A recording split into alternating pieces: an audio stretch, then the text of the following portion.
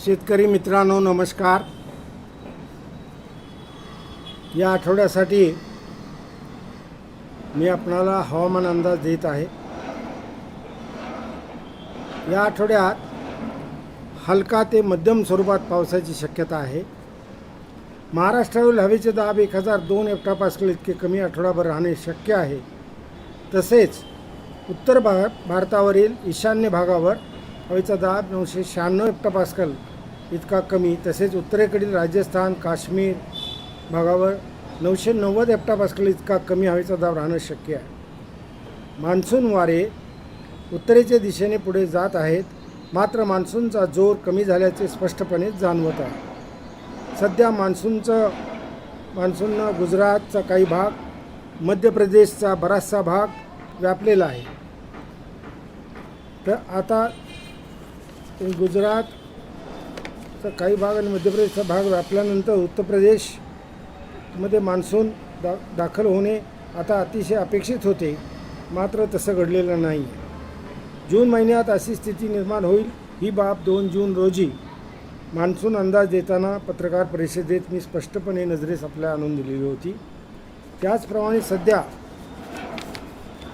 आता घडत आहे की काही ठिकाणी जोराचे पाऊस तर काही ठिकाणी पावसात उघडी ही स्थिती निर्माण होईल आणि त्यालाच आपण पावसातला खंड असं म्हणूया। काही भागामध्ये खंड तर काही भागामध्ये पाऊस, अशी परिस्थिती आता गेल्या आठवड्याभर आपण पाहतो।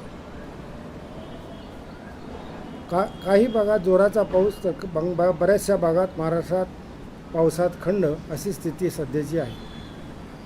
कमाल व किमान तापमानात मोठ्या प्रमाणात घसरण झाली असून महाराष्ट्रातील बहुतांशी जिल्ह्यात कमाल तापमान 31 ते 36 अंशावर तसेच किमान तापमान 23 ते 26 अंशावर स्थिरावलेलं आहे। महाराष्ट्रातील सर्वच जिल्ह्यात आकाश ढगाळ राहणे शक्य आहे।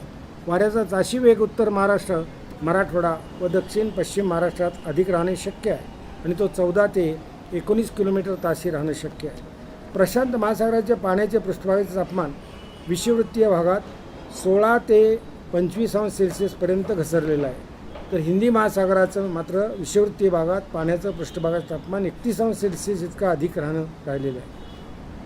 अरबी समुद्र व बंगालच्या उपसागराचे पाण्याचे पृष्ठभागाचे तापमान 30 अंश सेल्सिअसपर्यंत साधारणपणे वाढलेलं आहे।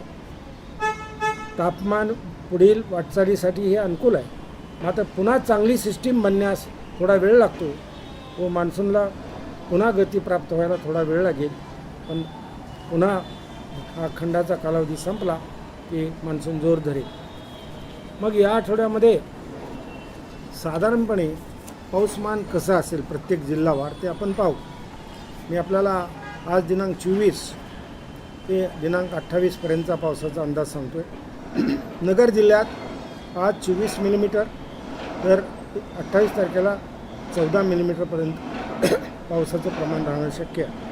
अकोला जिल्ह्यात आज 8 मिलीमीटर, उद्या 11 मिलीमीटर आणि शेवटी 28 तारखेला 32 मिलीमीटर पावसाची शक्यता आहे। अमरावती जिल्ह्यात आज 15 मिलीमीटर, उद्या 16 मिलीमीटर आणि 28 तारखेला 24 मिलीमीटर पावसाची शक्यता आहे। छत्रपती संभाजीनगर जिल्ह्यात आज 48 मिलीमीटर, उद्या 15 मिलीमीटर, परवा ते 11 मिलीमीटर आणि 28 तारखेला 27 मिलीमीटर पावसाची शक्यता आहे। बीड जिल्ह्यात आज 12 मिलीमीटर, उद्या 1.5 मिलीमीटर